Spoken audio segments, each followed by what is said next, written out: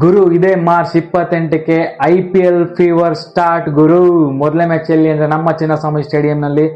Chinnaswamy stadium ಅಂದ್ರೆ ಮೊದಲನೇ match ಯಾರ್ದು ಅಂದ್ರೆ RCB ವರ್ಸಸ್ ಸನ್ ರೈಸರ್ಸ್ ಹೈದರಾಬಾದ್. ಹೋದ ವರ್ಷ 2025ರಲ್ಲಿ ನಮ್ಮ ಬೆಂಗಳೂರು ಅವರು ಗೆದ್ದು ಚಾಂಪಿಯನ್ಸ್ ಆಗಿದ್ರು. ಅದಾದ ನಂತರ ಒಂದು ಬ್ಯಾಡ್ ಇನ್ಸಿಡೆಂಟ್ ನಡೀತು. ಆ ಬ್ಯಾಡ್ ಇನ್ಸಿಡೆಂಟ್ ಆದ ನಂತರ ಎಷ್ಟೋ ಜನ RCB ಹೇಟರ್ಸ್ಗಳು ನಮ್ಮ RCB ಬ್ಯಾನ್ ಆಗತ್ತೆ 2026 IPL ಅಲ್ಲಿ ನಮ್ಮ RCB ಟೀಮ್ ಇರೋದಿಲ್ಲ ಅಂದ್ಬಿಟ್ಟು ತುಂಬಾ ಜನ ಟೀಕೆಗಳು ಮಾಡ್ತಾ ಇದ್ರು, ತುಂಬಾನೇ ಟ್ರೋಲ್ ಮಾಡ್ತಾ ಇದ್ರು. ಆದ್ರೆ ಅದಕ್ಕೆಲ್ಲ ಇಲ್ಲಿ ಉತ್ತರ ಸಿಕ್ತು ಗುರು. ಹಾಗೂ ಮೊದಲನೇ ಮ್ಯಾಚ್ ಯಾರ್ದು ಅಂದ್ರೆ ನಮ್ಮ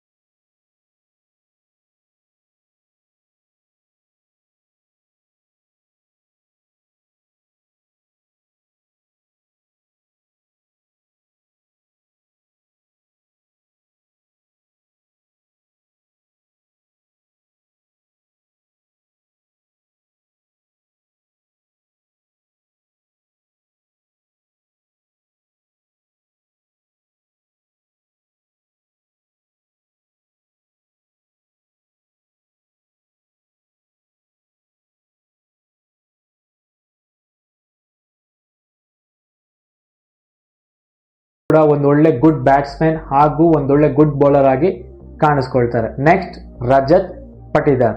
ಈ ಸತಿನೂ ಕೂಡ ನಮ್ಮ RCB ಟೀಮ್ಗೆ ರಜತ್ ಪಟಿದಾರ್ ಅವರೇ ಕ್ಯಾಪ್ಟನ್ ಆಗಿ ನಡೆಸ್ಕೊಳ್ತಾರೆ. ಇವ್ರ ಬಗ್ಗೆ ಹೇಳ್ಬೇಕಂದ್ರೆ ಇವರು ಕೂಡ one of the best batsman in RCB ಅಂತಾನೆ ಹೇಳ್ಬೋದು. ನೆಕ್ಸ್ಟ್ ಜಿತೇಶ್ ಶರ್ಮಾ ಅವರು ಒಂದು ಒಳ್ಳೆ ಫಿನಿಶರ್ ರೋಲ್ ನ ಪ್ಲೇ ಮಾಡ್ತಾರೆ.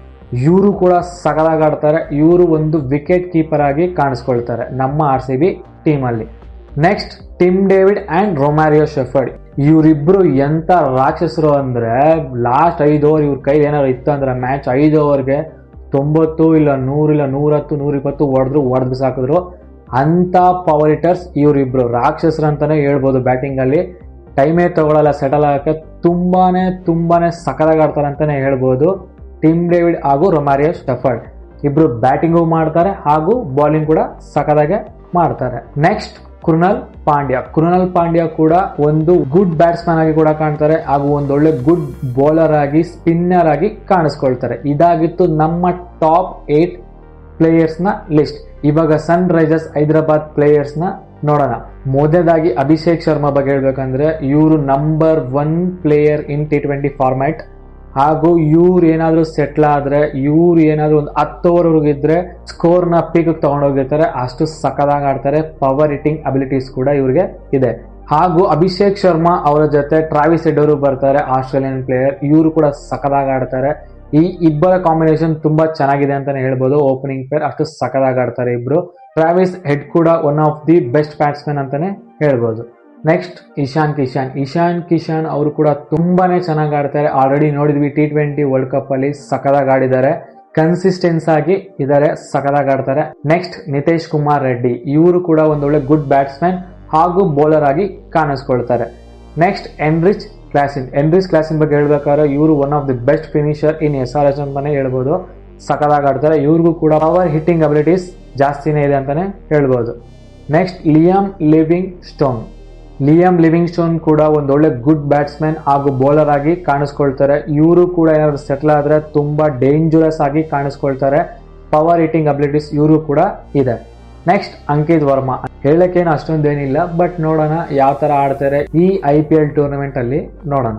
ಇದು ಟಾಪ್ 8 ಪ್ಲೇಯರ್ಸ್ ಬ್ಯಾಟಿಂಗ್ ಹಾಗೂ ಆಲ್ರೌಂಡರ್ಸ್ ಲಿಸ್ಟ್ ಹೈದರಾಬಾದ್ ಟೀಮ್ ಅವ್ರದ್ದು ಆಗಿತ್ತು. ನೆಕ್ಸ್ಟ್ ಬೌಲಿಂಗ್ ಡಿಪಾರ್ಟ್ಮೆಂಟ್ ಅಂತ ನೋಡೋದಾದ್ರೆ ನಮ್ಮ RCB ಟೀಮ್ ಅಲ್ಲಿ ಜಾಸ್ ಹ್ಯಾಜಲ್ವುಡ್ ಹಾಗೂ ಭುವನೇಶ್ವರ್ ಕುಮಾರ್ ಇವರಿಬ್ರು one of the best bowlers ಅಂತಾನೆ ಹೇಳ್ಬೋದು.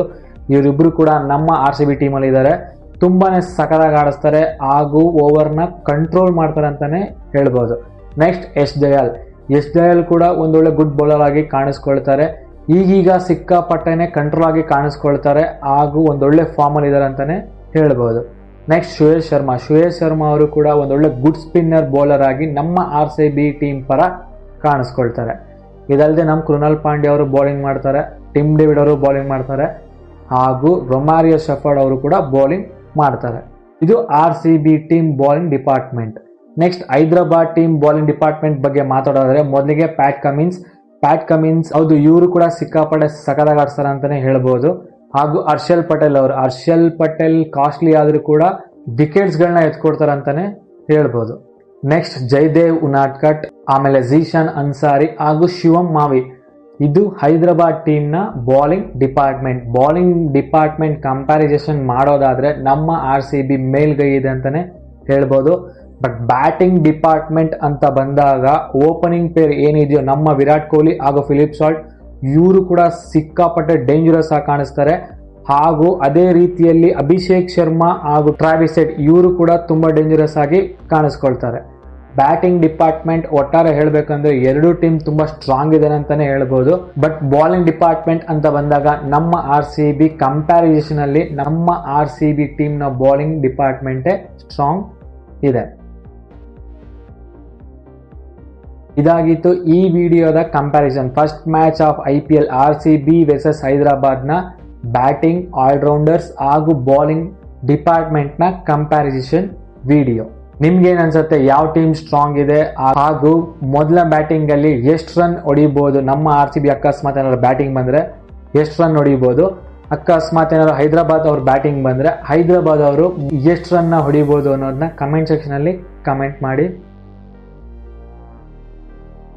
ಇನ್ನೇನ್ ಗುರು, IPL ಸ್ಟಾರ್ಟ್ ಆಯ್ತು. IPL ನ ಪ್ರತಿ ಮ್ಯಾಚ್ ನ ಅಪ್ಡೇಟ್ಸ್, ಅನಾಲಿಸಿಸ್, ಹೈಲೈಟ್ಸ್ ಬಗ್ಗೆ ನಾನು ಮಾತಾಡ್ತಿರ್ತೀನಿ. ಈ IPL ನ ಕಂಪ್ಲೀಟ್ ವಿಡಿಯೋಸ್ ನನ್ನ ಚಾನಲ್ ನಾನು ಪೋಸ್ಟ್ ಮಾಡ್ತಾನೆ ಇರ್ತೀನಿ. ಸಪೋರ್ಟ್ ಮಾಡಿ, ಸಬ್ಸ್ಕ್ರೈಬ್ ಮಾಡಿ ಅಂತ ಕೇಳ್ತಾ ಈ ವಿಡಿಯೋನ ಇಲ್ಲೇ ಎಂಡ್ ಮಾಡ್ತಾ ಇದ್ದೀನಿ. Thank you so much. ಹಾಗೂ ಮೊದಲಿಂದ ಸಪೋರ್ಟ್ ಮಾಡ್ಕೊಂಡು ಬಂದಂತಹ ನನ್ನ ಫ್ರೆಂಡ್ಸ್ ಹಾಗೂ ವ್ಯೂವರ್ಸ್ಗಳಿಗೆ ಥ್ಯಾಂಕ್ ಯು ಸೋ ಮಚ್.